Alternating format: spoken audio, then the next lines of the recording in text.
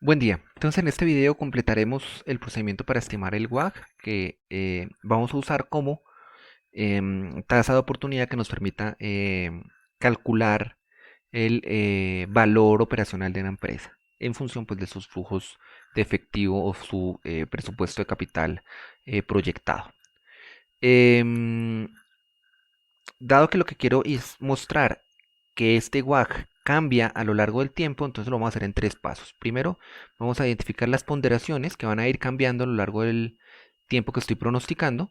Luego, voy a identificar cuál es el costo de esa inversión, que pues este termina siendo las tasas de interés a las cuales están pactadas los créditos y los pasivos. Y por último, pues un proceso de estimación que nos permita acumular los valores. Vamos a insertar aquí uno de los ítems mejor del pasivo, una agrupación del pasivo que lo voy a llamar el pasivo no costoso. El pasivo no costoso. Si verificamos en el estado de situación financiera, pues vamos a tener unas cuentas, proveedores, costos, gastos por pagar, impuestos, que en la práctica no son obligaciones por las cuales yo pague algún interés. Yo me financio con unos proveedores, pero no necesariamente tengo un costo financiero por acceder a esa financiación. Pues no estoy pagando financiación, no estoy pagando intereses por ello. Entonces vamos a considerar un primer reglón que se vamos a llamar pasivo no costoso. Entonces lo que necesitamos es incluirlo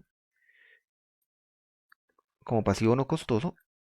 Estas ponderaciones, ¿cómo las vamos a estimar? Entonces, primero para este pasivo no costoso, pues va a ser una suma, porque van a ser varias cuentas. Va a ser una suma de estas tres celdas, C25 a C27. Entonces voy a sumar cuánto corresponde el pasivo no costoso y lo voy a dividir entre el activo total. Entonces lo que estoy diciendo es qué porcentaje del activo total corresponde o proviene de este activo no costoso. Hay otras técnicas donde lo que se hace es no incluir este pasivo no costoso e diferenciar un activo que sea costoso. O sea, un activo, sí, exacto, habría que diferenciar.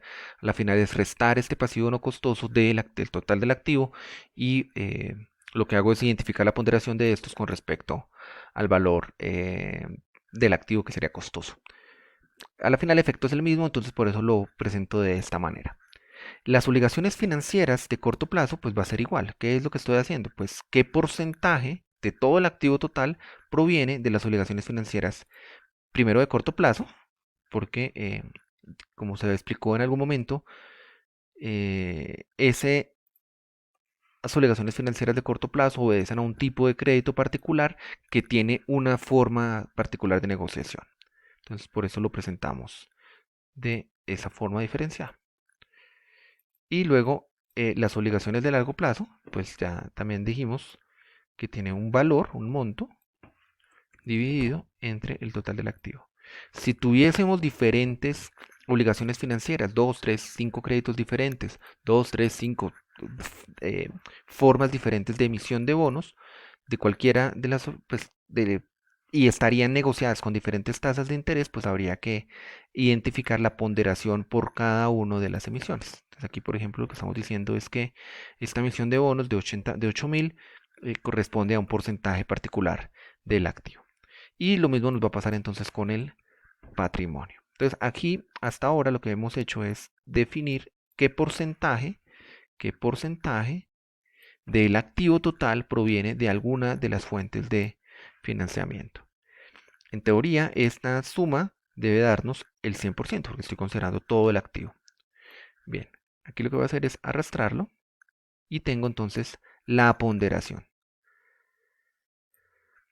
Luego voy a presentar el costo. Entonces lo que vamos a decir es que el 20% del activo, 20.02 en el primer periodo, 26.67 en el último periodo pronosticado, tiene un costo de 0%. Es la tasa de que me cuestan esos recursos. Es decir, de entrada estoy diciendo, hay unos recursos que no me cuestan nada, valen cero.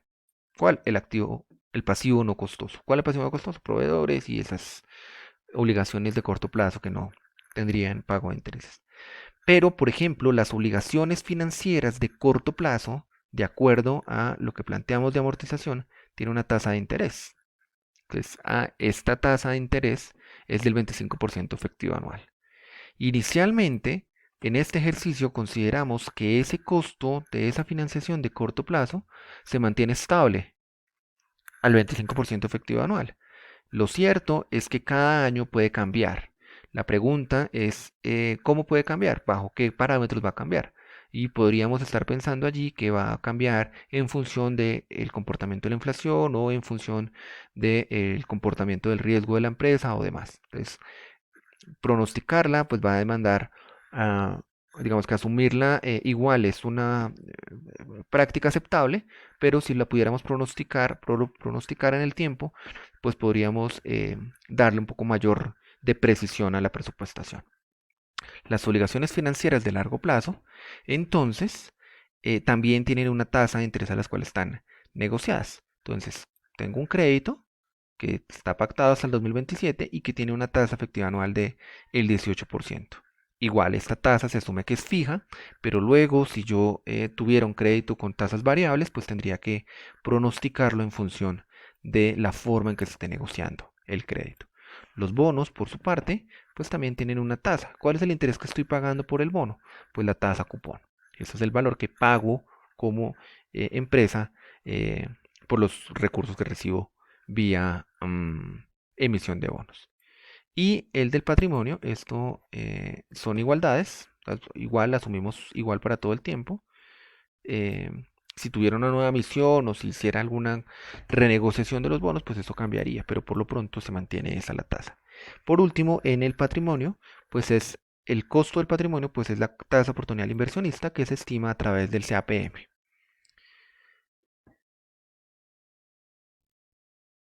Entonces, una vez más, pues terminamos viendo afectaciones importantes. Digo, estamos asumiendo que las tasas de interés terminan siendo estables para los pasivos. El patrimonio tiene unos cambios dado a la relación deuda-patrimonio, pero también la relación o el porcentaje de los recursos va cambiando a lo largo del tiempo. Y eso pues termina afectando el costo promedio. Entonces, por último, nos queda, voy a colocarlo aquí para que no nos toque cambiar de hoja. Tenemos una tasa impositiva